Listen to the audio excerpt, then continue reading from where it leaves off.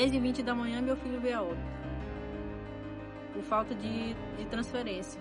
Porque se eles tivessem transferido ele de manhã, talvez ele ainda tivesse tido uma chance de vida. Essa coisa do meu filho, assim que ele gostava tanto. No dia 12, né? Levei meu filho no hospital porque ele apresentou uma diarreia. E nesse dia quem me atendeu foi o Dr. Igor, médico aqui de Anajatuba, né? Ele só passou Florax e me mandou para casa.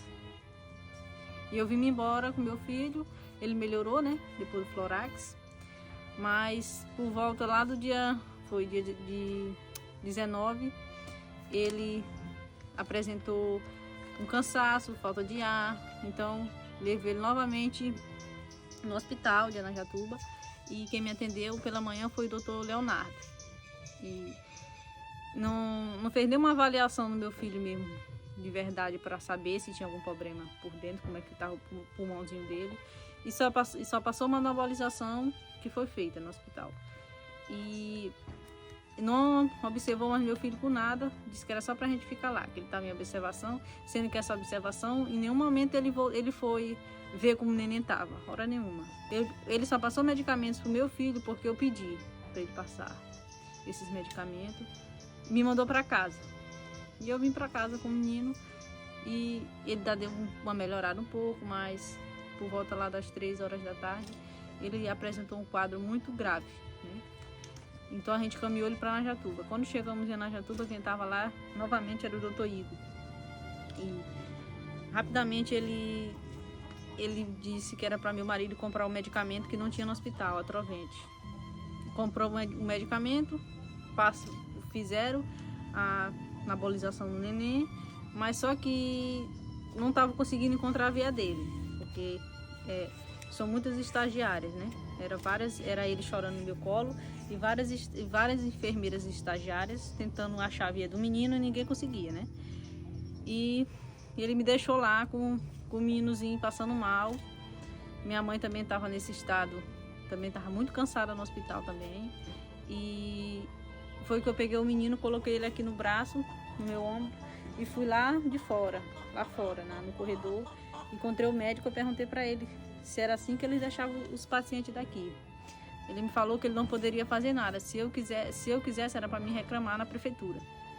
E ele não queria dar transferência para o meu filho, para São Luís, que eu queria ser transferida para o Hospital da Criança, mas ele se negava a vir dar uma transferência.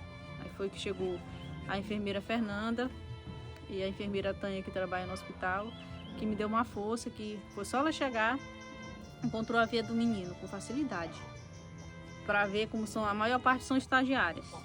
E a enfermeira Tânia veio e falou comigo, disse que ele ia ser transferido para Itapecuru, se caso eu precisasse, ela ia para São Luís. Mas assim que o médico deu só essa transferência, porque elas pediram, né, que essa criança precisava de transferência. Quando a gente chegou em Itapecuru, quando o médico avaliou, o médico de Itapecuru olhou ele disse logo que podia ser bronquiolite, que era caso de intubação. E nesse momento, então, a gente já se desesperou, né, mais do que a gente estava. E fomos para São Luís. O médico de Itapecuru passou uma anabolização para ele, só para ele aguentar a viagem, para ele resistir um pouco à viagem, porque no caso, como ele chegou em Itapecuru, ele já estava muito cansado, já estava quase no quadro de insuficiência respiratória. Então a gente foi para São Luís. Chegando em São Luís, ele estava tão cansado, mas tão cansado, que o médico da triagem nem fez triagem comigo.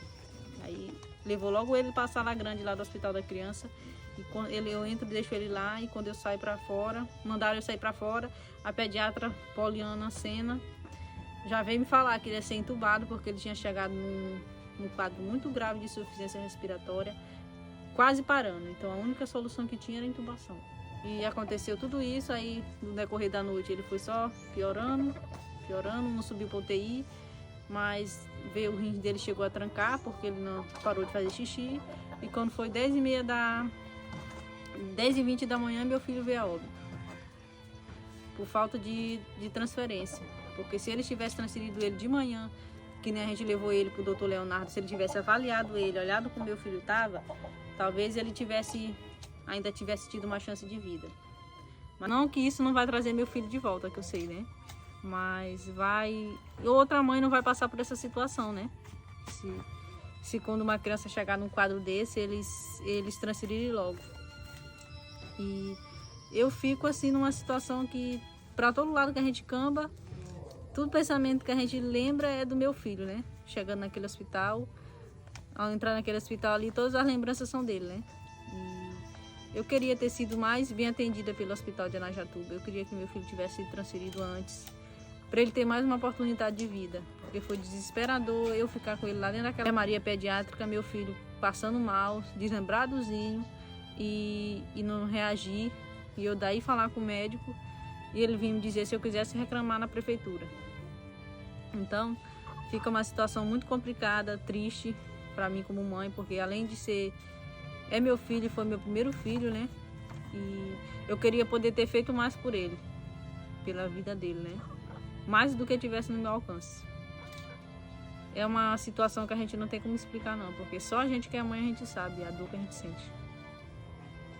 Eu desejo, né, de todo o meu coração, não só por mim, mas pelas outras pessoas, um hospital de qualidade, onde haja médicos que atendam a gente com paciência, com atenção, e em vez de deixar a gente mais desesperado, que eles venham nos acalmar, porque a gente chega às vezes, muitas vezes nesse hospital de Arajatuba, os médicos tratam a gente pior do que um animal, né?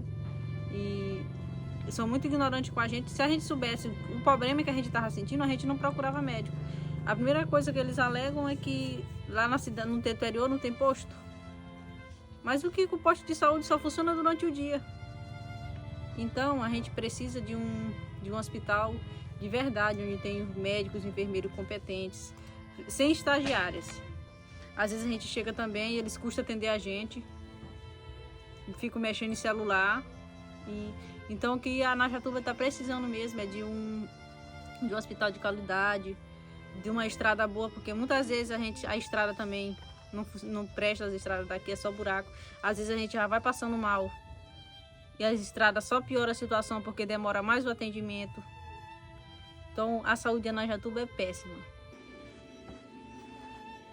E as coisas que ele chega, coisas que ele nem chegou a usar. Aí as roupinhas já coloquei aqui tudo na bolsa, né? Na bolsa dele. Tem uma docinha que ele gostava.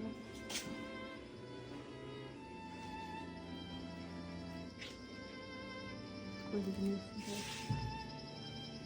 Uma fralda, que não chegou a usar.